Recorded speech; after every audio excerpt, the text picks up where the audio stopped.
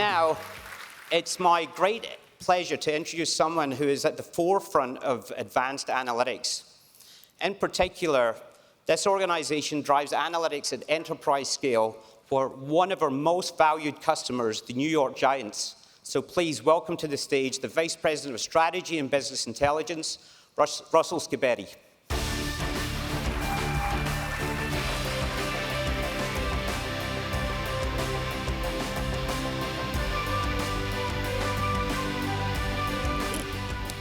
Russell, it's great to have you here. Thank you for joining us. Absolutely. I appreciate you having me. Really looking forward to this. It's all the way from the East Coast, so we're not going to start any football wars in the audience right now, but you're all going to hear some amazing stories from Russell in terms of how the Giants really deliver a fantastic fan experience. But we've been talking a lot about trusted data, trusted AI.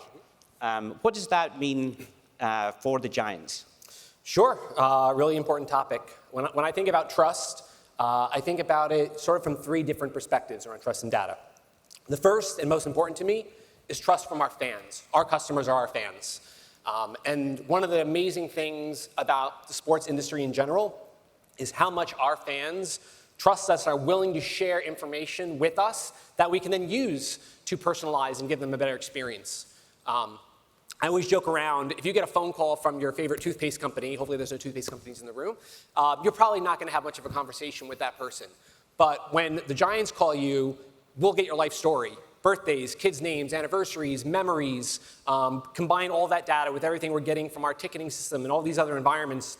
We have this really rich treasure trove of Giants fandom that our fans trust us with, so that way we can deliver the experience they want and don't have to worry about what else we might be doing with their information. So that's foundational. Secondly is the trust that we build internally. We're a fairly new department at the Giants over the last few years, and so we've introduced a lot of new concepts, models, dashboards, insights, things to help us with data-driven decision-making. And maybe everyone might not understand where these insights are coming from, but they trust us, and they need to know the data's accurate, the insights are accurate. Having a true source of truth for the entire organization is critical. And then the third aspect of trust is trust with our partners.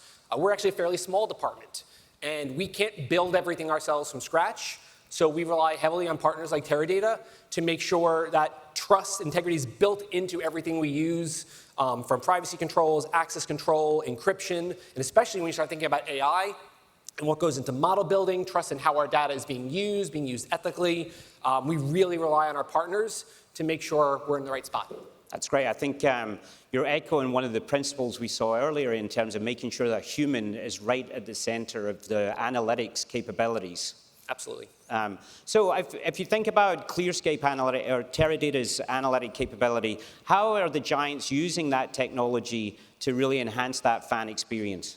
Yeah, so on the business side of the Giants, we've been operating under kind of four main pillars or principles the last few years. That is to be customer-centric, digital-first, growth-oriented, and data-driven. That fourth bucket is where I come in. I've been with the organization now for about 5 years, and we have done a ton in that time to really build our business analytics capabilities from the ground up. It was the ability to sort of come in blank slate and go, what do we want to do from CRM, for pricing, for data warehousing and CDP, for market research, for sponsorship valuation, for prospecting and lead gen, third-party syndicated data. So a lot of time and energy building out the whole ecosystem, if you will. Most important part of that ecosystem, of course, still being the fans and aggregating all this information about every Giants fan that we possibly can. Giants are one of the most popular NFL teams. We've got millions of fans in the New York market, let alone around the world. And that data comes from us through lots of different places. Ticketing data, merchandise, retail, social, digital, SMS, mobile app. So number one, and the foundation for everything, is bringing that together, really creating that true golden record picture of every single fan in our environment that we can then engage with. From there, that's when the fun stuff starts. We started very basic with simple models around predicting a purchase or predicting retention. But with the complexity of the data that we have, all these different sources, all these different attributes on our fans, we wanted to get into much more sophisticated cluster modeling, understanding season ticket members different from the whole rest of the millions of fans that aren't going to be season ticket members, but we still want to engage with. And that's where Teradata was one of the first big projects we did together. really tapping into this, building these custom clusters, really understanding all the different combinations of demographics and behaviors and actions so that way we can target, engage, and personalize all of our different touch points with every fan.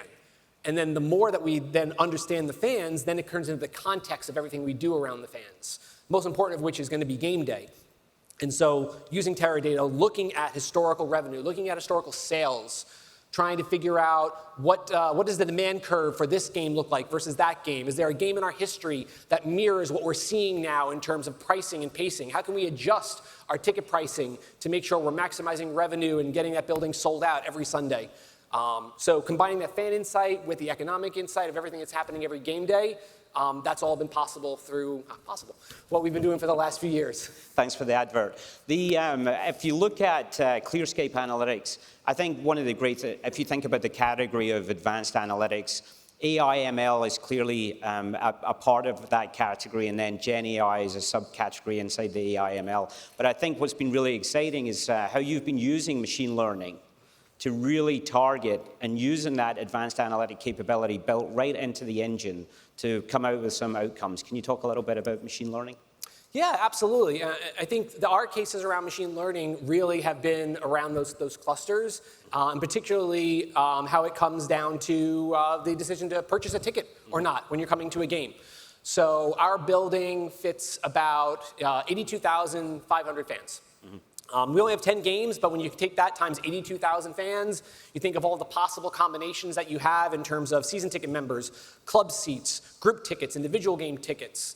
We might have one fan come to one game once every 10 years versus our diehards that are going to come into every game, every season, every Sunday. It is literally a religious experience. Our suite partners that have been with us 5, 10, 15 years, doing corporate hospitality, fans that are buying on the secondary market. Some folks just want to be in the building and they'll sit in the last seat in the last row if that's the price point that they can afford. So when it comes to the machine learning, when it comes to the clustering, is combining all these different factors so that way we can make sure we are tailoring the entire experience of every fan that decides to come out to MetLife for a game to get them the right type of ticket for the right game, at the right time, at the right price, so that everyone comes out of that game day with a great experience. For example, when we are looking at season ticket members, we created 3 distinct clusters ultimately out of our algorithms, one of which was called our up-and-comers, right, versus, say, our traditional diehards. I love our traditional diehards. We can see from the patterns and tenure they've had with us, from the demographics, certain other patterns, they are entrenched in where they like to sit in the building, which is great. They're never going to change. That's their community. Their community is their section of our building. But another cluster like our up-and-comers, we see patterns, we see more recent purchase, we see supplemental purchase, maybe merchandise, maybe a slightly different demographic profile that looks like those are going to be our best opportunity to upgrade someone, maybe into a club, maybe into a larger ticket package. Flip it around to the single game customer. Someone might come to one game a year and spend top dollar, we call them top of the mark, right? They're spending whatever they can on the secondary market to sit in the lowest row, best section they can. And the way we engage that customer through proactive outreach before the game, personalized messaging, follow-up, compared to someone that maybe would be in our dabblers bucket. They might buy once every 2 or 3 years. Maybe they spend more on merchandise than they do on tickets. For that audience, we know we're probably going to have to engage them at different touch points, maybe a little more email-centric, try to get them into our SMS program, get them into some type of nurture campaign. So those clusters are giving us the combinations of data points and behaviors that we can use to activate against them and to really, hopefully make sure everyone who comes to a game, everyone who engages the Giants has the right experience. I think it sounds like you're reaching the holy grail, right? Which is, the segment of one. You can actually target that messaging to the individual fan with the right message so you can maximize their experience, but you can also monetize that fan in the best possible way. Yep, absolutely. And I talk a lot about the games. Clearly, a lot of what we do is going to revolve around Sundays, but the same thing applies for our non-ticket holders. There are folks that are Giants fans that don't live in the area. They may never come to a game. We're developing our fandom in Germany. It's actually a new market for us that we are now engaging in. So even for those folks, making sure that content is on point, that we're engaging them when they want, and maybe finding those merchandise opportunities or supplemental opportunities outside of game day to still make sure that segment of one, digitally or in person, they're still getting that experience. That's great. Teradata really values the partnership that we have with you, but we have another partner in that mix as well in terms of AWS. Can you talk a little bit about how AWS, Teradata, the giants work together to come to some of these outcomes? And also, how easy has it been to bring some of the models into that environment? Yeah, absolutely. I have to say the entire kind of sales process, the sales team, the account team that we work with, the Teradata, has really understood what we've built already and what our challenges and opportunities were. There's a lot of companies I've dealt with in the past that essentially feel like you need to rip and replace in order to hit their goals, and they're not thinking about our goals. And so in our particular use case, being a sports team, being a fairly small staff, a lot of sports teams relies on managed service providers that specialize in the sports space. You know, companies that have done 100 Ticketmaster integrations and 100 Fanatics integrations. And so we work with one of those companies, and that company was built on AWS, which is also a partner of the Giants and a partner of the NFL. So we already had this nice little setup, if you will, where a lot of our identity resolution, a lot of our kind of standard feeds were already being encapsulated and managed. But also the downside of a managed service provider is sometimes you can't color outside the lines as much as you'd want. Wanting to do different things around building additional data sets and managing data in different places and building more analytical capabilities. That's where we saw the opportunity. And when Teradata reached out to engage and understood our environment, that's kind of, it was very clear, right? The opportunity was there. Using things like query grid and object storage versus block storage, figuring out the right way to get connectivity between the Teradata Vantage Cloud Lake environment and our Redshift AWS S3 environments, work seamlessly, have everything talking to each other. Then we can take advantage of the in-database analytics. I remember one of the first meetings I had with Dustin and the Teradata team, just seeing the library of in-database analytical functions that were available. It's like a kid in a candy store. It's like, these are all of the different things that me and my analysts want to do. And so my background is heavy on SQL, a little bit of R, but to be fully transparent, if I don't write another piece of modeling code in my life, that is absolutely fine. My primary analyst skill set was in Python and SQL as well. So a lot of challenges is like, do we have to learn an entirely new ecosystem, new tool? That was not a problem, right? We can take the models that we're already working on, use them, bring them into the Teradata environment, deploy them in Vantage Cloud Lake, deploy them through ClearScape Analytics, bring that insight back into our other systems, bring it back into our CDP, bring it back into our warehouse. It was the right wrapper around everything, right compatibility with our skills, right compatibility with our environment. Yeah, I think that story just illustrates when we stand up here and say we want to meet customers where you are, not drive you to a new space. You know, allowing the team to bring their own analytic capabilities, bring their own knowledge, their skills, their tool sets, use what you have already in place and leverage that for a better outcome into the future is great. And I think you're exemplifying, you know, it's all about execution. All about execution in terms of how you deliver. So we've heard a lot about what you've already accomplished from an advanced analytics capability, but what's next on your horizon for you? What's not next? There is a lot to do, and it's just a matter of kind of balancing priorities. Sticking to the theme of what we're doing around analytics is continuing to just more sophistication in our decision making, more sophistication on how we leverage those clusters, maybe not even just for our primary purchases, but also for our sponsors, right? We work with you guys at Teradata, AWS, MetLife, Verizon, Dunkin' Donuts, and they want to engage with our fans through us. So if we can take these same approaches and understand the different ways our fans might engage with different partners, we can personalize their content the same way we personalize when we're talking about ticket sales or merchandise or whatnot.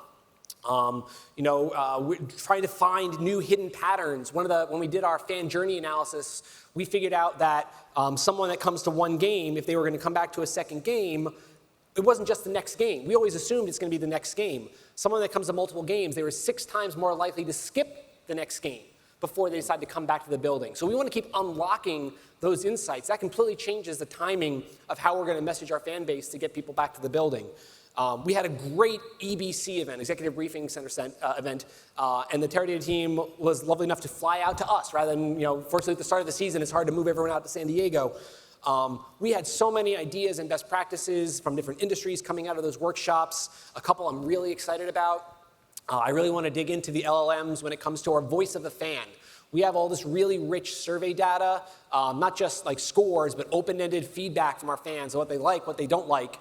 And beyond just reading it and like searching for words, can we really parse that through natural language and really find actionable insights through LLM models with Teradata? That's number one on my list coming out of the EBC. And actually, we had football join us, which was exciting. Talking about being able to provision environment for them, a separate compute space for them, where they can get into some of their data and use it as another place for them to find insights of what's happening on the field. So another thing that we're going to explore with the account team and try to get them in and playing with the data in the environment right now.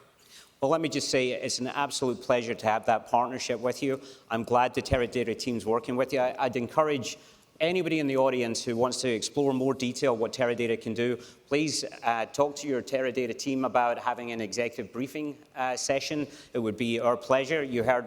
Definitely, highly, highly recommend it. It was an amazing day, great feedback from the whole organization. Yep, so it's our pleasure to engage with all of you. It's certainly our pleasure to engage with the giants through you, Russell. So thank you very much. Please join me in thanking Russell for the attendance. Thank you very much.